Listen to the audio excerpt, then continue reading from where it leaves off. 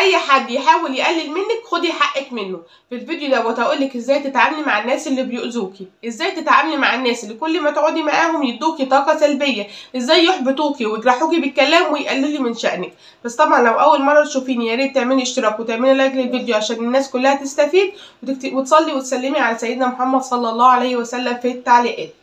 ناس كتير بعتت لي انا عايزه اعرف ازاي اتعامل مع الناس اللي بيؤذوني، انا عايزه اعرف ازاي اتعامل مع الناس اللي كل ما اقعد معاهم بروح بيتي تعبانه او نفسيتي تعباني او مش قادره اتعامل مع اولادي او بضرب ولطش في اولادي بسبب الكلام اللي انا قلتهم.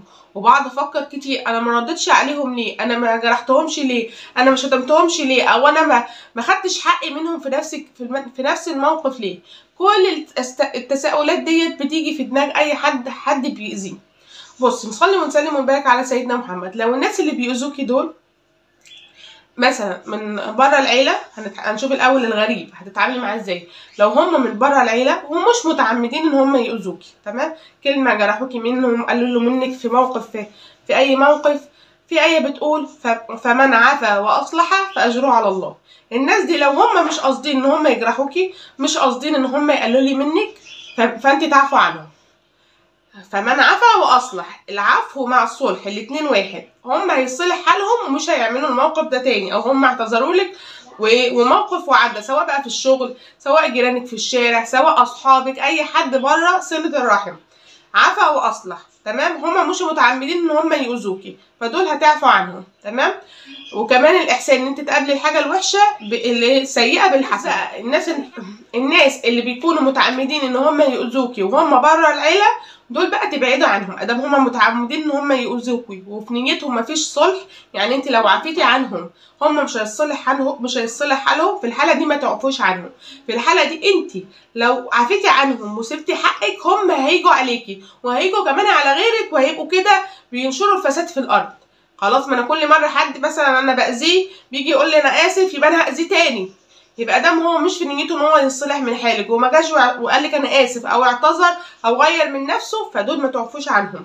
في آية بتقول في القرآن تعرضوا عنهم، فاعرض عنهم وتوكل على الله، تبعدي عنهم خالص. يبقى الناس اللي بره صلة الرحم لو اذوكي ومفيش في نيتهم اصلاح، تبعدي عنهم وتتجنبيهم.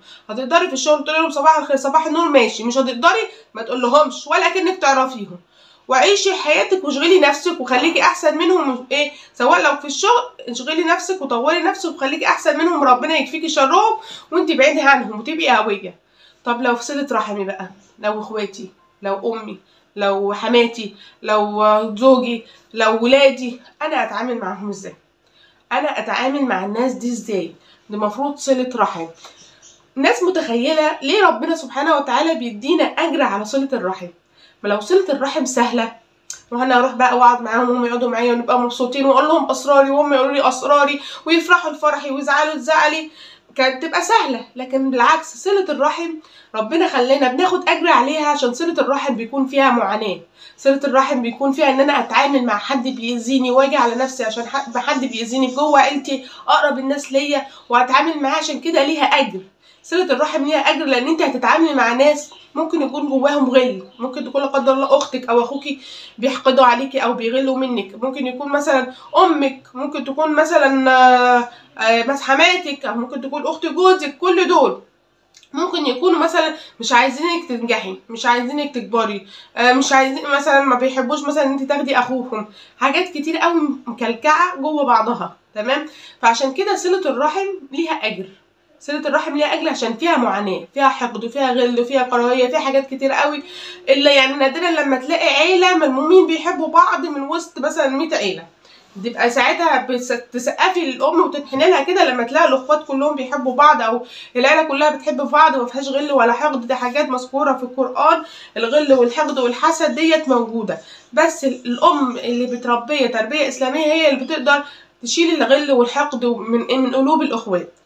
طب دول بقى انا اتعامل معاهم ازاي؟ لو انا لا قدر الله عندي حد في العيله في كل قعده بيحبط مني او بيقلل مني او بيقول لي كلمه تجرحني، انا اتعامل ازاي؟ الشخص ده لو انت هتقدري تتعاملي معاه برضو وتديله. لو يعني ممكن برضو في حاجه انا عايزه اقولها لكم، ان انت ممكن يكون شيطانك راكبك، انت ممكن تكوني مش عارفه تتعاملي مع اللي حواليكي، لان انت من جواكي ممكن تكوني بتجرحي حد بالكلام، ممكن تكوني بتاذي حد وانت مش واخده بالك، ممكن تكوني انت من جواكي مثلا مش كويسه وهم شايفين الحاجه دي وانت مش شايفاها، انت شايفه نفسك كويسه وما فيكيش عيوب. لا، كلنا فينا عيوب، وكلنا ساعات نفسنا بتأمرنا بالسوء. اتغلبي الاول على شيطانك، يعني اقعدي كده قاعده مع نفسك وشوفي مثلا اللي حواليكي دول بيغلوا منك ليه.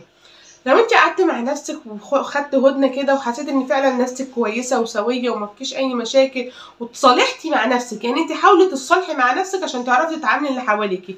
لازم تبقي شخصيه قويه، لازم تتعودي ان انت مش اي كلمه تقولي تتكلمي بقى. يعني انا مثلا ايه، بقعد مع حد بيستفزني ويوقعني في الغلط ويقول ويجرحني بالكلام عشان ارد عليه، عشان تتقلب خناقه وتقول دي فلانه دي وحشه. اول حاجه تحاولي تحكمي في اعصابك، اسكتي، يعني اسكتي واسمعي. ولو انت انسانه عصبيه وحد مثلا حاول يستفزك عشان يخرجوا فيكي اوحش ما عندك، اقعدي عدي من 1 ل5، 1 2 3 4، ده لو ملزمه ان انت تقعدي في وسطيهم. لكن لو انت مش مثلا مش ملزمه ان انت تقعدي في وسطيهم، مثلا اهل جوزك مش لازم تروحي كل يوم، تمام، او مش لازم تشوفيهم، ممكن مره في الشهر، مش ملزمه ان انت تقعدي معاهم، فدول ممكن ما تقعديش معاهم لو اهل جوزك هم اللي بيجرحوكي. طب لو اهلك هم اللي بيضايقوكي مثلا وانتوا بتتلموا كل اسبوع او بتقعدوا في وسطكم مع بعض كل اسبوع وفي حد بيجرح في الكلام، او انت المفروض تروحي تزوري امك واختك بتضايقك، او حاجات كتير قوي. يعني لو في حد معين عنده حد معين، يعني مثلا صاحبه الكومنت او التعليق ازاي اتعامل مع حد بيأذيني، تقول لي مين بالظبط مثلا اللي بيأذيها بطريقه غير مباشره من اهلها ومن اهل جوزها. فلو انت ملزمه تقعدي مع مامتك مثلا واختك بتضايقك، فانت حاولي تسكتي، تمام، ما تتكلميش. لو عدي من 1 ل5 مثلا لو هي كلامها نرفزني، او لو انت تقدري تقولي كلمه مثلا. في ناس بتبقى حكيمه عن الموضوع دوت، حد ضايقها، لو انت قدرتي تتحكمي في اعصابك وما قدرتيش تردي، انت اقوى منها، انت اتغلبتي كده على شيطانك وخليتي كمان الشيطان ما يقومش خناقه بينك وبين اختك مثلا، لان في الاخر اختك وعمرك ما هتكرهيها. اختك تقدري تحبيها، بس ممكن تكون في نقاط في اختك انت مش بتحبيها، يعني انا ما بحبهاش، انا عايزه اغير من نفسها، انا نفسي تطور من نفسها، نفسي تتغلب على شيطانها، نفسي تشوف عيوبها، نفسي تشوف مميزاتها مثلا لو هي الاخت. فانت ايه، مش بتكرهيها ماشي، ممكن تكوني مش بتحبيها.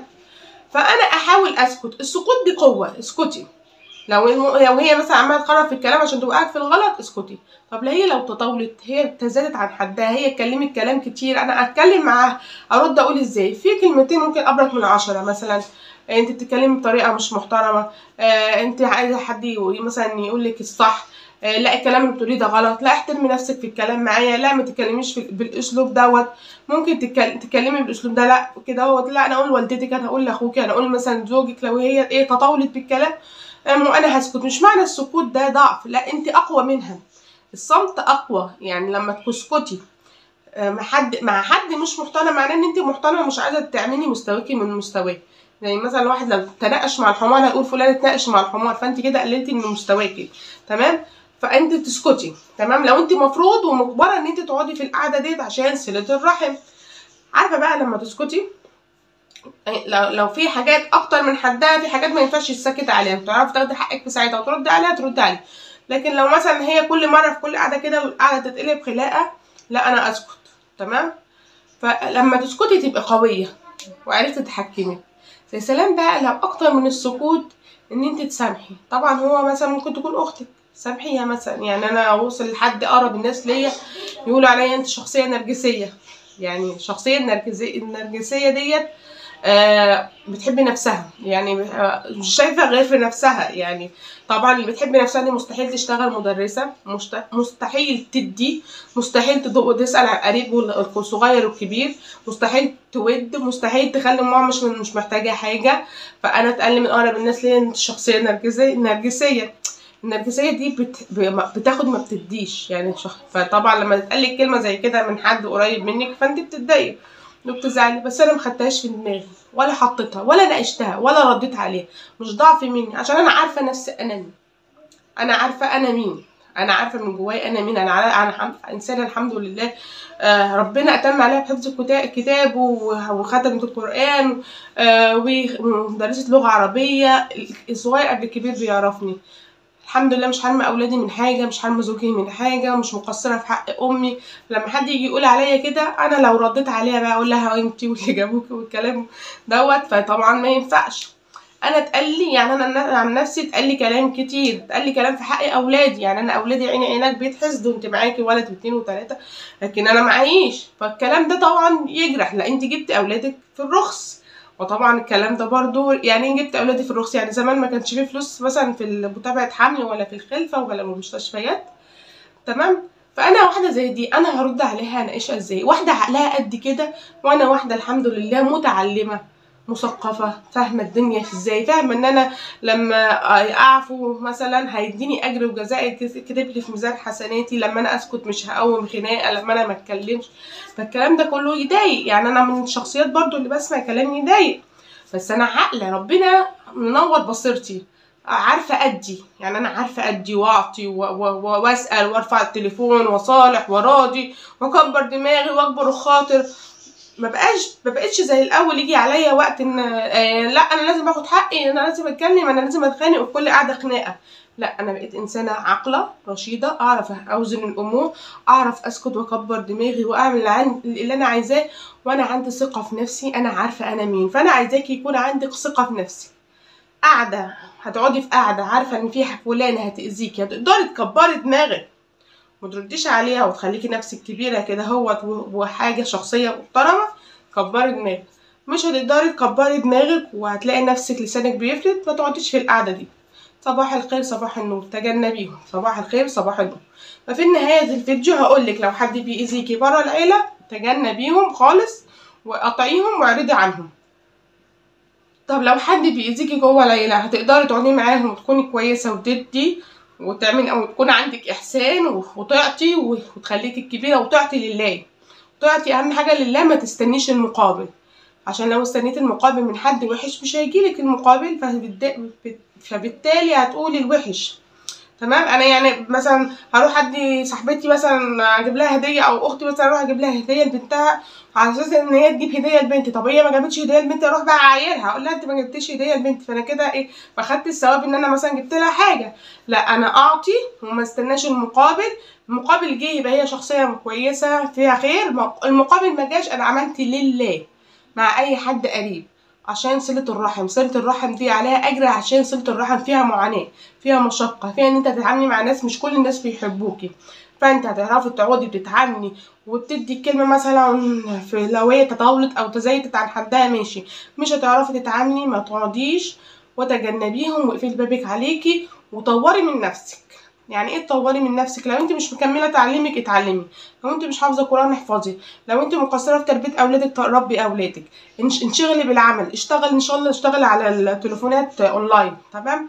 فطوري من نفسك. نجاحك واهتمامك بنفسك في مجال عمل بقى، في مجال تربيه الاولاد، في مجال الثقافه، كل ما تكبري وتنجحي كل ما هم يتغاظوا منك اكتر.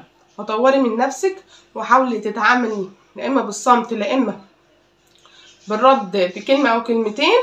هتقدري تدي وتقعدي معاهم، تقعدي، مش هتقدري ما تقعديش معاهم خالص. أهم حاجة اللي هو إيه؟ الثبات النفسي، تكون انت نفسيتك كويسه، فانت اشتغلي على نفسيتك تكون كويسه. ان شاء الله تتفرجي على فيديوهات تحفيز، اشتغلي على نفسك تبقي نفسيتك كويسه. لقيتي لما بتقعدي معاهم بتيجي على نفسك، لا ما تقعديش معاهم، تمام. ودي نهايه الفيديو بتاعنا. لو عجبك الفيديو اكتبي لي ايه اللي عجبك، ولو ما عجبكيش برضو اكتبي لي ايه اللي ما عجبكيش. ولو اول مره تشوفينا نوريني بالاشتراك في القناه، وادعي دعوه حلوه لزوجي واولادي بصالح الحال. بحبكم في الله، والسلام عليكم ورحمه الله وبركاته.